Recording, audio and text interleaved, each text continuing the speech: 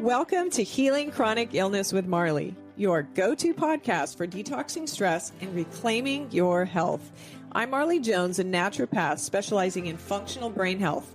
And here's the truth. To heal your body, you must fix your brain. Chronic stress fuels illness, but stress resilience unlocks true healing and an optimal life. Join me for practical brain and body healing strategies. Sometimes I'm solo, sometimes I have expert guests with cutting-edge treatments and natural solutions just for you. No matter where you are in your healing journey, you'll find real hope, actionable tools, and the support you need.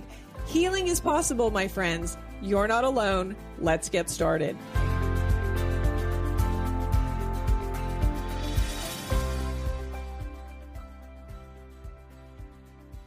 Hey everyone, thanks so much for joining Healing Chronic Illness with Marley podcast, where we learn how to detox stress from our lives. We're here always to talk about the brain, the body, recovery, resilience, and how to create a life that's more clear, more calm, and that you feel better in your own skin with. Today we're going to talk about a skill that can change everything for you. It is called metacognition. Now, it's not about the meta universe with Facebook. It is a term that means something very simple. Metacognition means thinking about your thinking. It's your ability to notice when your mind is wandering around, what it's doing, and be able to step back from it.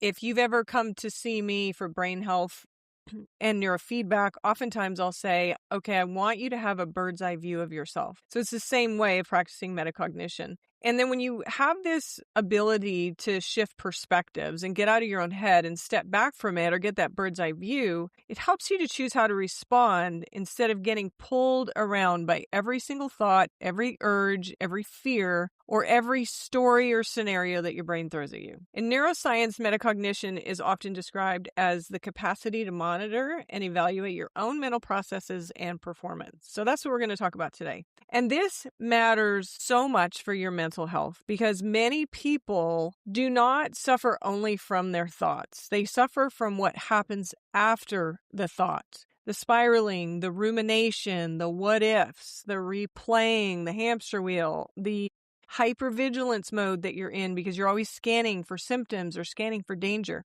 The trying to force certainty is what's happening here. And metacognitive therapy research focuses on exactly these patterns and systematically reviews and reports some of the strongest evidence in this points towards anxiety and depression. So today I want to talk about it, walk you through the what if, the whys, the hows of cognitions for recovery and for peak performance. So what is metacognition really? Metacognition is not just self-awareness. It's a lot more active than that. It's the ability to say, I notice I'm catastrophizing. I can feel that I'm looping. I'm kind of getting stuck in this thought. I'm on that hamster wheel. I'm on a doom loop, a trauma loop.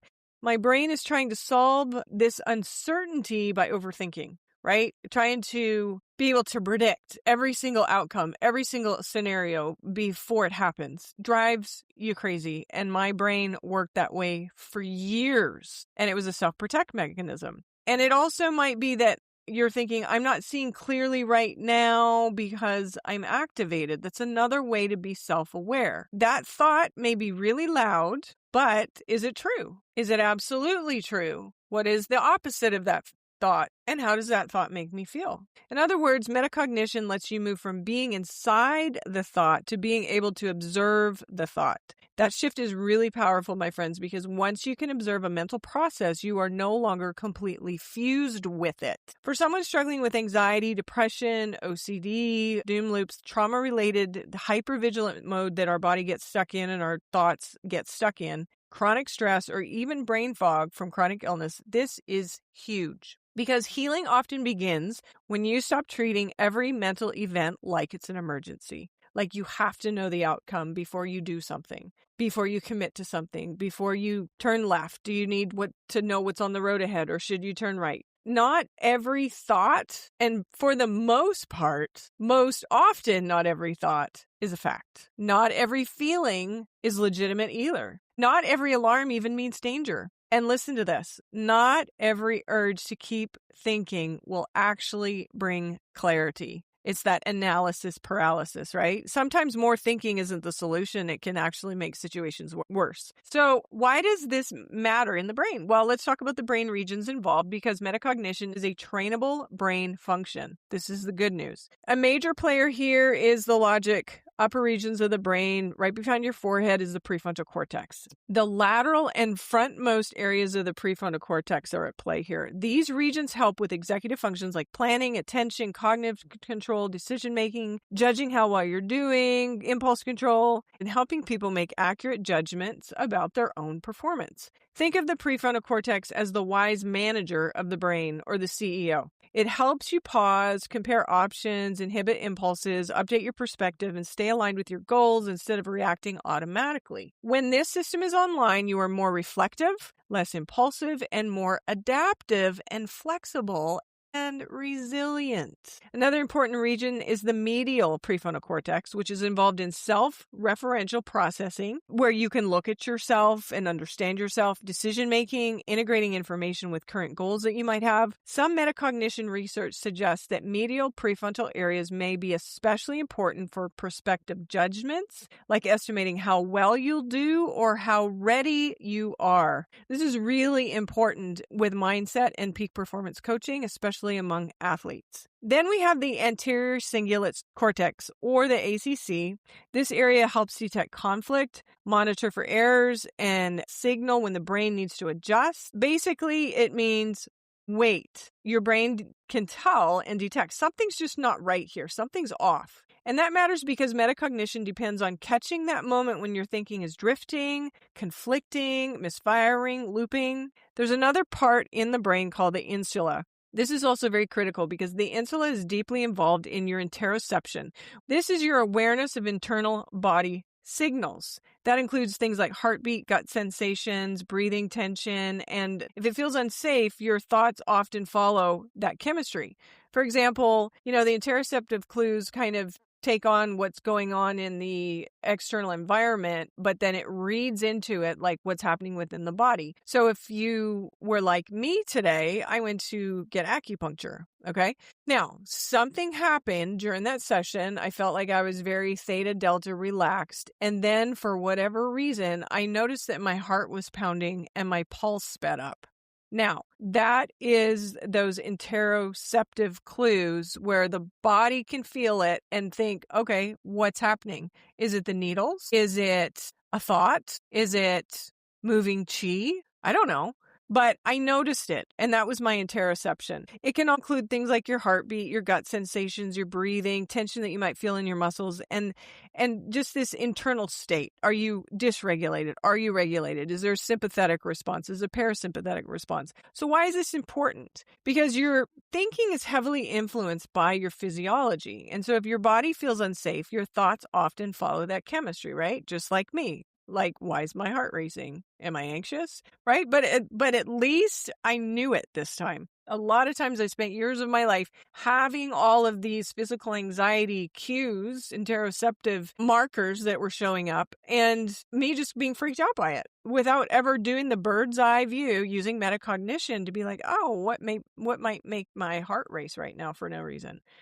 So the things like heartbeat, gut sensations, breathing tension, and all of that internal state. Why is that so important? Well, because when those things get triggered or, something causes a change, it might make your body feel unsafe. And then what happens? Your thoughts often follow that chemistry. The insula helps bridge the body awareness with conscious experience and adaptive behavior. So we want to make sure that that region of the brain is firing on all cylinders and understanding conscious experience and adaptive behavior, right? And of course, we have to talk about the limbic system, and specifically the part of the limbic system that is often what is... it comes in through the insula, and sometimes it's stored in the hippocampus if it's a memory. All of that's involved. But where does the fear signal hit? Well, it hits in the amygdala. That's your brain's threat detector. Emotional regulation depends heavily on the communication between the amygdala and then those prefrontal regions, which are where your thought and logic centers are. So when that relationship is working well, the brain can feel fear or stress without being fully hijacked by it, because the logic mind says, oh, my body's moving chi right now, right? When it is not working well, threat signals can dominate attention and behavior. So it's like you're feeling it and your limbic system is fired up, but your logic centers are not computing like why. So you can't think about why you're feeling this way. This is also important is the default mode network in the brain. This is active during rest and self-referential thinking. So where you're just kind of referencing yourself, contemplating, thinking about how you're doing. And in depression research, when there's altered default mode network activity, there's a connectivity there that's linked between rumination and maladaptive self-focus. That's really interesting because that is one reason metacognitive skills really matter. It's because it helps people notice when self-reflection has crossed over into things like self-entrapment. So if I were to simplify this, I would say the regions of the brain, let's get through what does what. Your amygdala sounds the alarm. Your insula tells you how the body feels. The anterior cingulate cortex, or the ACC, notices conflict and mistakes. And then your prefrontal cortex helps you to step back, interpret it wisely, and choose what to do next. That is one of the core neurobiological foundations of metacognition, these regions of the brain. So why does this matter when it affects people with chronic illness or problems with stress overwhelm and handling recovery? Well, because chronic stress can impair the very brain systems you need in order to think clearly. Research shows that stress can disrupt prefrontal cortex function and executive abilities like working memory, attention, inhibition, flexible problem solving. And chronic uncontrollable stress is also associated with weakened prefrontal connectivity and structural changes in the prefrontal networks. So you've probably heard me say this before, is that if you have limbic impairment and your hypervigilant fight or flight button is stuck on and the emotional brain is activated all the time, then the prefrontal cortex actually can atrophy. So there are structural changes that can be found in those areas of the brain where your logic and your processing lies. And that means when someone is under prolonged stress or they're inflamed or they're sleep deprived, traumatized, chronically worried, or stuck in survival mode, they often become less reflective and more reactive. It's that activated stress response, right? So when people say, why can't I just stop overthinking? Or why do I keep doing this? The answer is often not lack of intelligence or lack of faith or not being a good person. It is a brain losing its ability to be flexible and adaptable under stress, prolonged stress, chronic illness. Metacognition helps restore this flexibility. If a person can recognize, hey, I'm activated. My brain is predicting danger. I'm starting to rehearse worst case scenarios, not solving them, but I'm rehearsing them and I'm trying to predict all of these horrible outcomes. Then I need to look at this. I need regulation before analysis. Oh my gosh, that is so powerful. And I wish somebody had told me this many, many moons ago. If you can get anything out of this podcast episode today, I want you to hear this, that you need regulation before analysis. That is what recovery language looks like. And that is smart brain, smart, healthy living. So how do we master metacognition? Well, here's the practical part. First, name the process, not just the content of what's going on. Instead of saying, what if I fail? What if I screw up? Try saying things like, my mind is generating a future threat prediction. Okay? You've taken yourself out of the equation here. You've actually, again, bird's eye view. You're looking and reflecting. Instead of the what ifs, what if I screw up? What if I fail? What if I get hurt? What if? You say, my mind is generating a future threat prediction. It's trying to keep me safe, right? Your mind and your brain are always moving away from discomfort. That's their job. And instead of thinking or saying, I can't stop thinking about what I said, try, I'm in a rumination loop. Or if you can't stop thinking about what they did or what they said, say, I'm in a rumination loop. Instead of thinking or saying something is wrong with me, instead replace it with my brain is scanning for a problem. It's trying to protect me. This matters because labeling the process recruits an awareness and it reduces your connection or your fusion with what's happening. And then you can begin relating to the thought differently. The next thing you want to do is separate state from story. Ask yourself, what am I feeling in my body right now? What story is my brain building around that sensation? Am I tired, inflamed, overstimulated, scared, ashamed, hungry, overwhelmed? Just ask yourself those things. And then sometimes the body state comes first and the thought comes second. The mind often writes a story to explain a dysregulated nervous system. Okay? This is all very helpful in dealing with anxiety and depression. The next thing is you want to interrupt the false promise of overthinking. Well, what does that look like? Well, a lot of people unconsciously believe if I keep thinking, I'll finally feel safe, right? Again, it's that brain trying to move you away from discomfort, always wanting to look for safety. But worry and rumination often do not produce resolution. They produce what? More looping, more doom looping, okay? The doom loops. We want to get rid of those. Metacognitive therapy specifically targets, and it's not even therapy, it's just metacognition. It's just thinking about why you think and why you feel instead of getting stuck in it, right? Bird's eye view. But this specifically targets this pattern of worry, rumination, threat focus, and attempts to control thoughts because these higher order thinking habits can maintain emotional distress. And we don't want that. We don't want to maintain emotional distress. What we want to do is bring calm, regulation, and self-awareness so that we can become flexible and adaptable and resilient to stress, right? We want to get good at stress and stop avoiding it. Metacognition will help this process. We also want to practice attentional flexibility. What does that mean? What is attentional flexibility? This is where you train your brain to move attention on purpose. That may sound like I can notice this thought without feeling it. I can return back into the room that I felt a little stressed. I felt like I was getting stuffy or anxious. I can return to the room. I can shift to my breath. I can come back to the task in front of me. I can allow uncertainty to exist without chasing it. So remember how I said, you never know what's down the road if you turn left. So you think, well, maybe I should turn right. Then you start going, well, what's down that road? I don't know. And then you get stuck, right? Instead, if you're flexible and adaptable and resilient, you can allow uncertainty to exist without chasing it. Peak performance is not having zero distracting thoughts, my friends. And just ask any athlete or any high-level achiever that's got a high functioning, high stress job, high success. There's an exchange for that. We might have all of this extra pressure and be able to handle and have a large window of tolerance for stress, but it doesn't mean that you have zero distracting thoughts. It is having instead the capacity to redirect attention skillfully through metacognition.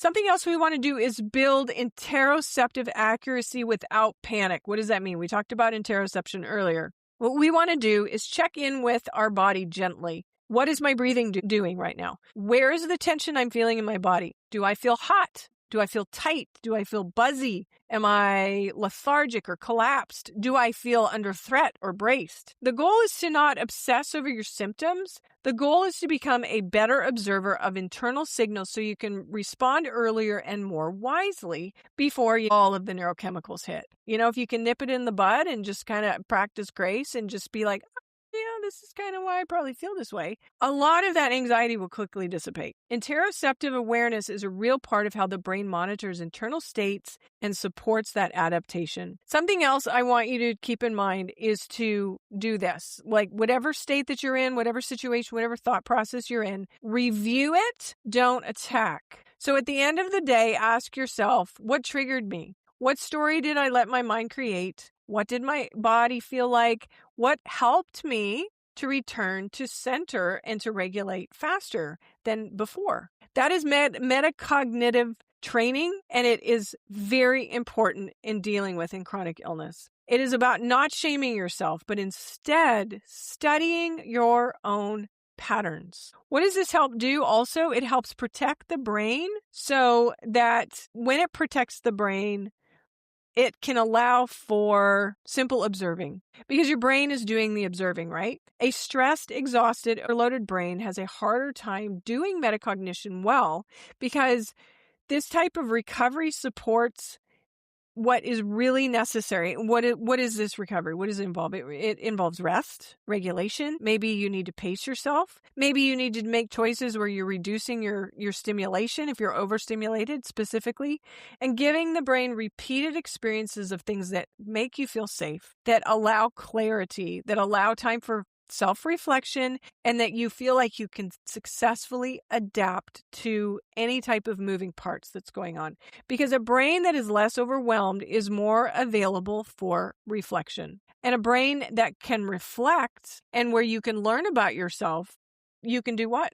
You can actually rewire it. You can change the brain. So what does this mastery look like? Well, mastery does not mean that you never ever have any anxious thoughts. It means you might notice them a little sooner. It means you have the ability to recover faster. It means you do not give every intrusive thought a microphone. Hello? Again, ask yourself, is this true? Is it absolutely true? How does it make me feel? What is the opposite of it? That's some of the Byron Katie magic that all of us should know.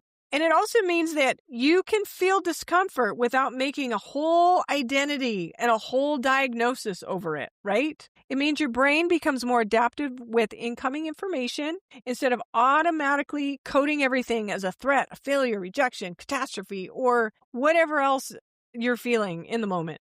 This is what recovery looks like. And this is also what we want to do, is to go from recovery as we build our window of tolerance to stress and create a general feeling of stronger resilience. Then we step into more and more peak performance, right? Because the same skill that helps someone out of ruminating thoughts and those doom loops also helps an athlete to stay focused, a parent to stay calm, a business worker that is a CEO of their company to stay cool, calm, and collected when they got angry customers or employees that are screwing up. And a person with chronic illness also can stop spending all their precious energy fighting their own mind. So, my friends, here's the takeaway. I want you to hear this. Metacognition is the skill of noticing and guiding your own thinking. It depends on healthy communication between your brain systems that involve self-monitoring, conflict detection, body awareness, emotional regulation, and executive control.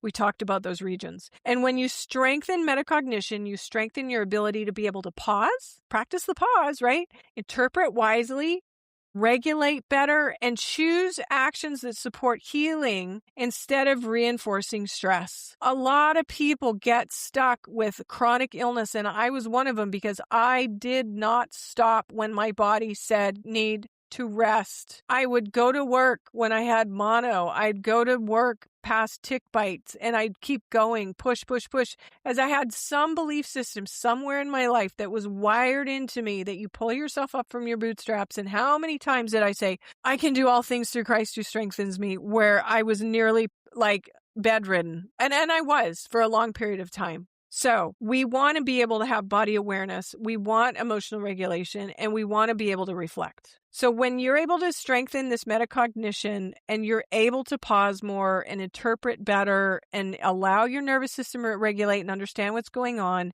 then you can choose those things that support healing instead of pushing yourself harder.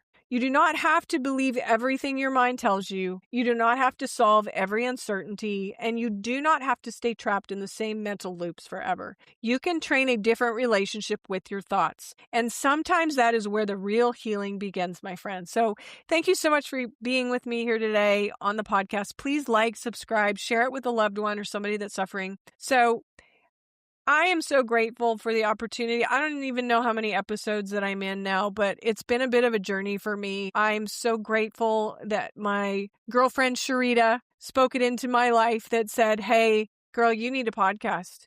You've been through so much. You have so much information. You have so much knowledge. You have such a testimony. You need to podcast. And so here we are. I don't know how many episodes we are, but God bless you, my friend Sharita, and God bless you, my friends, for listening. Take care until next time.